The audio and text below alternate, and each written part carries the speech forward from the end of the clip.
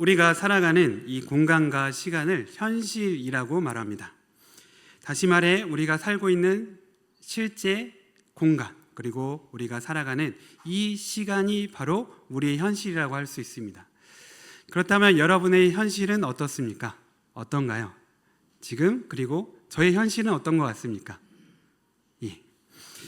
적자생존이라는 말이 있습니다. 적자생존이라는 뜻이 무엇입니까? 이 세상에 살아남는 것은 이 세상에서 잘 적응한 존재만이 살아남는다라는 뜻입니다. 이 말에 담겨 있는 뜻 중에는 이 세상 가운데서 정말 치열한 경쟁이 있다는 뜻을 내포하고 있습니다. 또한 우리가 이런 현실 가운데 살아남기 위해서는 반드시 우리가 적응하고 이겨내야 할 과제가 있음을 우리에게 말해주고 있습니다. 그래서 우리가 현실이라는 단어를 들으면 좋은 마음이 생기나요? 아니면 좀 약간 부정적인 마음이 생기나요? 현실이란 말을 들으면서 핑크빛 세상을 그리는 사람은 별로 많지 않을 것입니다. 보통 현실이라고 한다면 보통의 사람들은 치열한 삶의 현장을 떠오릅니다. 우리는 어린 사람들에게 너는 현실을 잘 몰라 이런 말을 종종 합니다. 이 말은 즉슨 너는 철이 없다라는 뜻이죠. 반대로 철이 들었다라는 뜻은 무엇일까요? 이제야 현실의 어려움과 무서움을 알고 이 세상에 대해서 겸허한 마음을 가졌다라는 뜻이 있습니다. 세상의 치열한 현실을 알고 그 세상의 앞에 겸허해진 사람이 바로 철이 든 사람입니다. 이와 같이 세상에서는 나 자신이 현실에 맞추어 적응해야 하고 또 이겨내야 하는 과제가 있습니다. 그래서 세상의 현실에 살아남기 위해서 많은 그리스도인들이 세상과 타협하기도 하고 또 경쟁에서 이기기 위해 세상의 방법을 사용하기도 합니다. 현실에서 살아남기 위해 세상의 돈, 명예, 학위, 직업, 인맥, 능력 등을 갈망하기도 합니다. 그만큼 현실은 냉혹하고 치열하고 무섭기 때문입니다. 성도님들 중에는 저와 같은 목회자에게 이런 질문을 하시는 분도 있습니다. 목사님은 현실을 얼마나 아십니까? 이런 질문을 하실 때가 있습니다. 그런데 사실 목회자도 냉혹하고 치열하고 무서운 현실 가운데 살아갑니다. 그래서 그런 목회 현실 때문에 어떤 목회자들은 타협하기도 하고 또 타락하기도 하고 또 일탈도 하게 됩니다. 목회자들 중에 타락한 목회자도 있고 일탈하는 목회자도 있다는 것은 사실 그만큼 목회자들이 살아가는 현실도 그렇게 쉬운 현실이 아님을 반증하는 것입니다. 현실은 어렵습니다. 그래서 현실의 어려움 때문에 타협하는 그리스도인, 또 세상으로 나가는 그리스도인, 타락한 그리스도인이 생겨납니다. 그렇다면 우리는 이런 현실을 어떻게 타파할 수 있을까요? 어떻게 이런 어려운 현실을 이겨내고 현실을 바꾸는 사람이 될 수 있을까요? 그래서 저는 오늘 설교 제목을 현실 타파라고 정했습니다. 분명 성경 말씀 안에 우리가 어려운 현실을 타파하고 이겨서 현실을 변화시킬 수 있는 방법이 분명히 있다고 믿기 때문입니다. 그렇다면 성경에서 제시하는 하나님의 방법은 무엇입니까? 바로 전지전능하신 하나님께서 우리를 위해 일하시게 하는 것입니다. 사실 우리에게는 현실을 타파하고 이겨낼 수 있는 힘과 능력이 없습니다. 그 힘과 능력은 이 세상을 창조하시고 통치하시는 하나님께 있습니다. 그래서 하나님께서 일하시면 우리의 현실의 어려운 문제들이 해결되고 열려지고 사라지고 깨어지고 무너지게 됩니다. 스가랴 4장 6장 7절 그가 내게 대답하여 이르되 여호와께서 스룹바벨에게 하신 말씀이 이러하니라. 만군의 여호와께서 말씀하시되 이는 힘으로 되지 아니하며 능력으로 되지 아니하고 오직 나의 영으로 되느니라. 큰 산아 내가 무엇이냐? 내가 스룹바벨 앞에서 평지가 되리라. 그가 머릿돌을 내놓을 때에 무리가 외치기를 은총이 그에게 있을지어다 하니라. 하나님께서 하시면 큰 산도 평지가 됩니다. 하나님께서 우리를 위해 일하신다는 믿음을 가지면 우리는 현실을 이길 수 있습니다. 마태복음 17장 10절 진실로 너희에게 이르노니 만일 너희에게 믿음이 겨자씨 한 알만큼만 있어도 이 산을 명하여 여기서 저기로 옮겨지라 하면 옮겨질 것이요 또 너희가 못할 것이 없으리라. 하나님께서 우리를 위해서 일하신다는 겨자씨 한 알만한 믿음이 있어도 산이 옮겨져 바다에 던져지는 일이 일어납니다. 시편 46편 1절에서 2절 하나님은 우리의 피난처시요 힘이시니 한난 중에 만날 큰 도움이시라. 그러므로 땅이 변하든지 산이 흔들려 바다 가운데 빠지든지. 하나님께서 우리의 피난처요 힘이 되어진다는 믿음이 있으면 땅이 변하게 되고 산이 바다에 빠지는 역사가 일어납니다. 그렇다면 어떻게 하나님께서 우리를 도우시는 역사가 일어날까요? 현실의 문제를 해결하시는 하나님의 도우심이 어떻게 우리에게 주어질까요? 성경의 믿음의 사람들을 보면 우리가 그 방법을 알 수 있습니다. 성경의 믿음의 사람들을 보면 냉혹한 현실 가운데 살아간 것을 우리는 보게 됩니다. 그런데 이 믿음의 사람들은 그런 현실 가운데서도 절대 좌절하거나 낙심하지 않았습니다. 하나님을 믿어서 그 현실을 이겨낸 것을 우리는 보게 됩니다. 모세는 홍해바다에 길을 내었고 여호수아는 여리고성을 무너뜨렸습니다. 기드온은 수십만 명의 메뚜기 떼와 같은 대적을 무찔렀습니다. 다윗은 큰 덩치의 거인 골리앗을 무너뜨렸습니다. 히스기야 왕은 예루살렘 성을 포위한 아수르 대군을 하룻밤에 기도로서 몰살시켰습니다. 이런 믿음의 사람을 보면 현실을 타파하는 방법을 우리가 찾을 수 있습니다. 그런데 이런 성경의 인물 중 가장 참혹한 심각한 현실 앞에 섰던 사람은 누구일까요? 누구인 것 같습니까? 그 수많은 이 성경의 인물 중 가장 참혹한 현실, 심각한 현실 앞에 섰던 사람은 누구인 것 같습니까? 제가 생각할 때는 노아인 것 같습니다. 왜냐하면 노아는 온 세상을 심판하시는 하나님의 무서운 심판을 경험한 사람이기 때문입니다. 그는 온 세상이 1년의 기간이 넘게 물에 잠기는 홍수 심판 한가운데 있었습니다. 하루 종일 많은 비가 내려도 두렵고 무서운 마음이 드는데 세상이 잠길 만한 비가 40일 동안 내릴 때 이 노아의 마음은 어땠을까요? 그리고 홍수로 인해 완전히 폐허가 되어버린 세상 가운데 섰을 때 이 노아의 마음은 어땠을까요? 여러분은 살면서 홍수를 경험해 보신 적이 있을 것입니다. 저도 홍수를 경험해 본 적이 있습니다. 예전에 어릴 때 이 강이 불어나서 그 강에 집이 떠내려가고 또 소가 또 돼지가 떠내려간 것을 본 적이 있습니다. 또 그때 이렇게 집으로도 물이 들어와서 그 물을 부모님과 함께 열심히 막 퍼나는 기억도 있습니다. 홍수 자체도 무섭지만 사실 홍수의 이후의 땅도 엉망진창이 되고 맙니다. 홍수 이후의 땅을 보신 적이 있으실 것입니다. 홍수 이후의 땅 어떻습니까? 온갖 쓰레기와 진흙으로 뒤덮인 땅을 볼 수 있습니다. 제가 군대에 있을 때 태풍이 있었는데 태풍 이후에 대민 지원을 나갔더니 그 논밭이며 길이며 온 집이 다 뻘밭이 되어 있더라고요. 온통 진흙으로 다 덮여 있는 것을 본 기억이 납니다.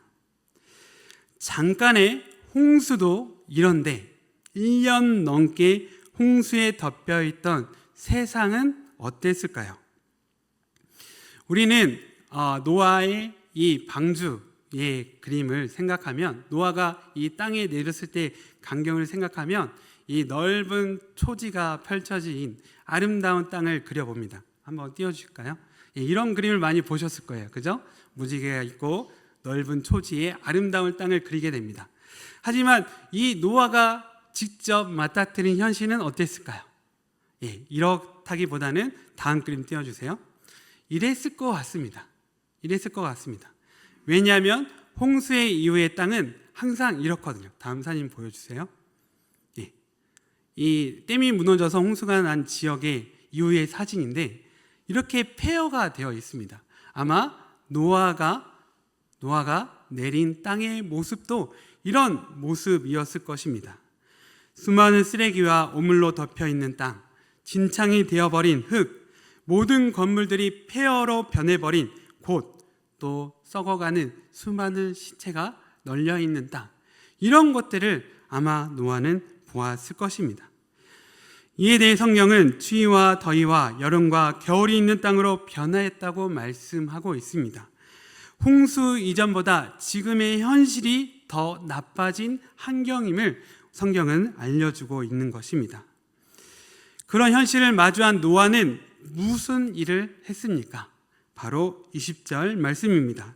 노아가 여호와께 제단을 쌓고 모든 정결한 짐승과 모든 정결한 새 중에서 제물을 취하여 번제로 제단에 드렸더니, 현실이 어렵고 힘들수록 믿음의 사람이 가장 먼저 하는 일은 성경에서 보면 하나님께 드리는 예배입니다. 도저히 예배를 드릴 수 없는 상황과 현실일수록 믿음의 사람들은 하나님께 예배를 드렸습니다. 코로나 시국에 현장 예배가 멈춰진 시기에 6.25 전쟁 시에도 예배를 드리는 믿음의 선배들의 사진을 찾아보았습니다. 그리고 그 사진을 통해 힘을 얻을 수 있었습니다. 피난길에도 성경책 하나를 펼쳐놓고 그 성경책 하나를 가지고 여러 사람이 둘러서서 예배 드리는 모습, 또 조그만 꼬마들이 주일학교 예배를 드리는 사진, 또 학생들을 데리고 성경 공부를 하는 선생님의 모습 등 이런 사진을 볼 때 참 많은 위로와 힘을 얻게 되었습니다. 믿음의 성경의 인물들은 어땠을까요? 믿음의 조상 아브라함은 어땠습니까? 창세기 22장 5절 말씀입니다. 이에 아브라함이 종들에게 이르되 너희는 나귀와 함께 여기서 기다리라. 내가 아이와 함께 저기 가서 예배하고 우리가 너희에게로 돌아오리라 하고. 이때가 어떤 때입니까? 아브라함이 아들 이삭을 번제로 바치기에 산 위로 올라갈 때입니다. 그렇다면 여러분, 이 사랑하는 아들 이삭을 직접 칼로 찔러서 자르고 하나님께 불로 태워서 번제로 드리라는 이 하나님께 여러분은 예배를 드릴 수 있습니까?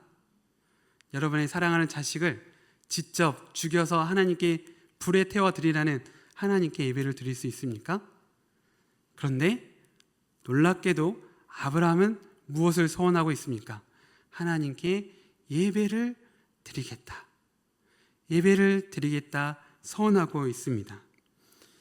그리고 아브라함이 예배를 드리자 하나님은 이삭을 아브라함에게 돌려주시고 그에게 놀라운 복을 주셨습니다.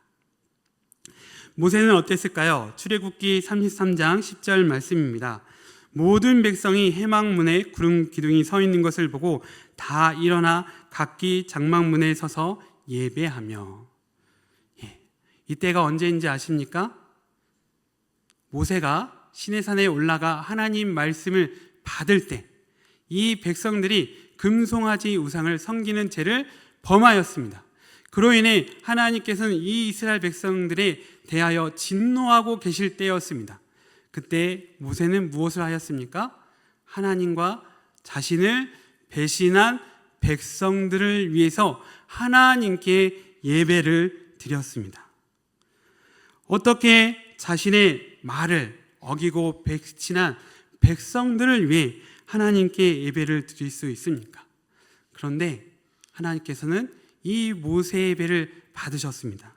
11절 말씀에 보면 사람이 자기의 친구와 이야기한 같이 여호와께서는 모세와 대면하여 말씀하시더니, 하나님께서 이 예배를 받으시고 이스라엘 백성들의 죄를 용서하셨습니다.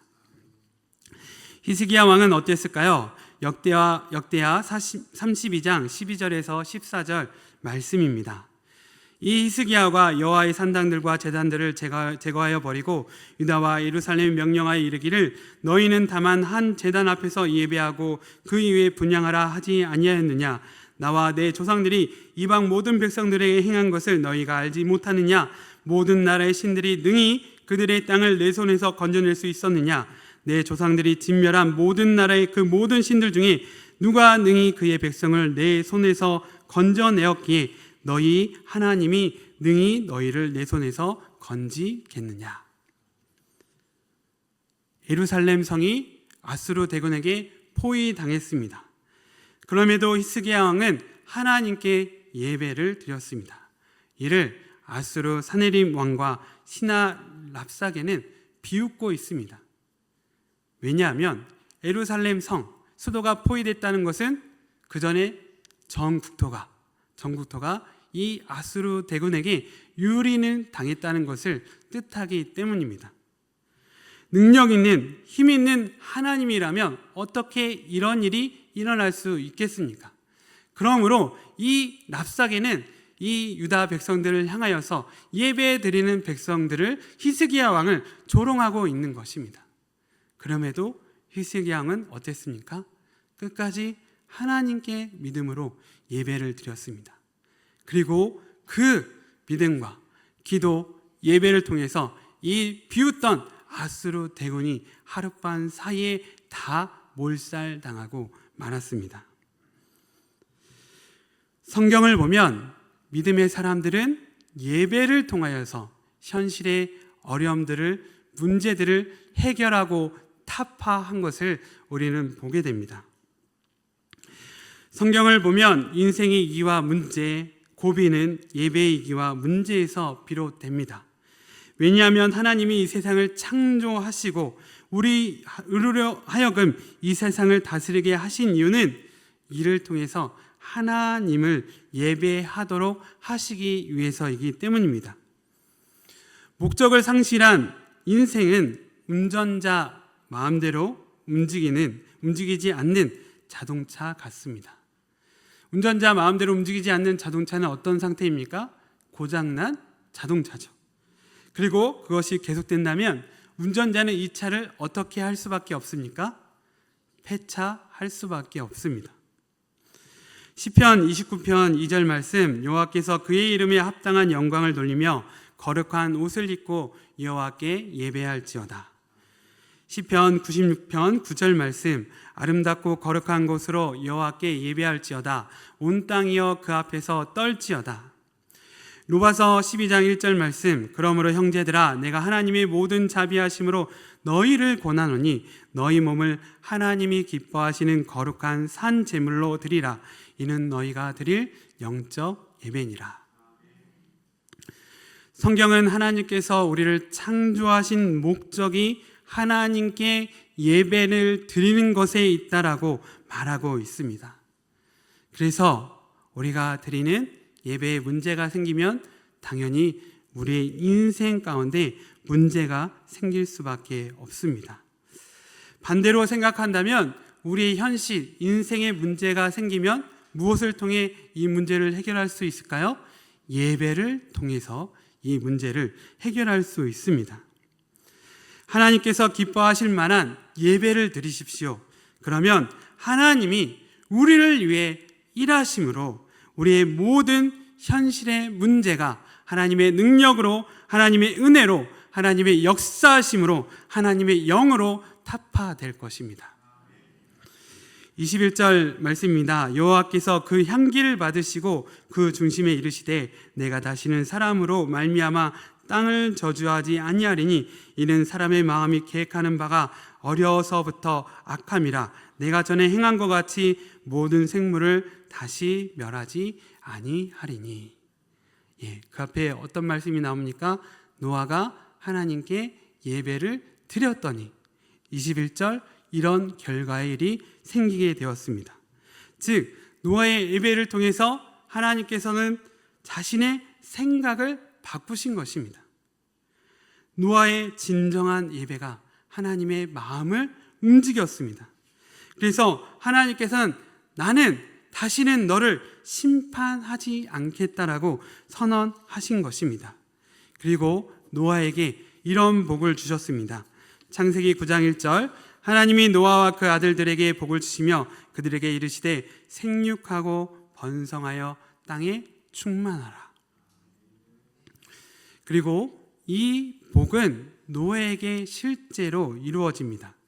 성경 말씀에 따르면 노아는 몇 살까지 살았을까요? 950살까지 살았습니다. 그런데 이 창세기 족보에 따르면 노아가 이 나이대로 살았다고 치면 노아가 언제까지 살았냐면 아브라함을 보고 죽습니다. 아브라함을 보고 죽어요. 노아가. 성경의 족보에 따르면 놀랍지 않습니까? 즉 노아는 자신으로부터 시작된 후손이 그 땅에 생육하고 번성하여 땅의 충만함을 실제로 보고 죽은 것입니다. 이것이 예배의 놀라운 힘이요 능력입니다. 하나님께서는 특별히 노아의 예배를 통해서 새로운 언약을 주셨습니다.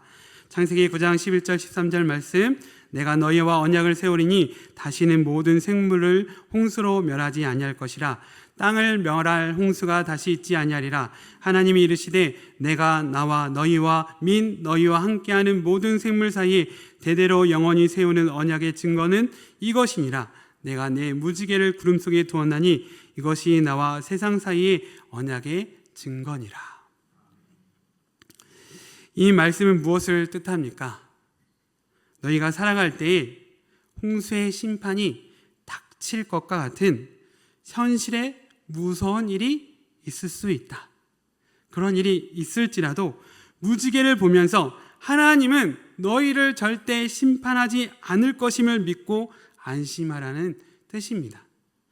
더 나아가 그런 현실 가운데 우리를 위해 일하시고 도우시는 또 우리에게 그런 현실을 이길 힘과 지혜와 능력을 더하실 하나님께 진정한 예배를 드리라고 말씀하신 것입니다. 저는 지금까지 믿음에 대해서 착각하고 있었습니다. 내가 믿음 생활을 잘하면 하나님께서 그 믿음에 대한 점수를 매기시고 그 점수에 따라 복을 주신다라고 생각하였습니다. 그래서 지금까지 어떻게 살았냐면 또 어떻게 사역을 했냐면 내 믿음을 증명하려고 애를 썼습니다. 내 믿음은 이렇게 좋은 거야. 내 믿음은 이렇게 대단한 거야. 이런 것을 보여주기 위해 애썼던 것 같습니다. 그런데 오늘 이렇게 설교를 준비하면서 깨닫게 된 것은 믿음은 그런 것이 아니구나 라는 사실을 깨닫게 되었습니다. 믿음은 하나님의 성품과 신실하심을 믿는 것입니다. 나를 향하신 하나님의 사랑을 믿는 것입니다.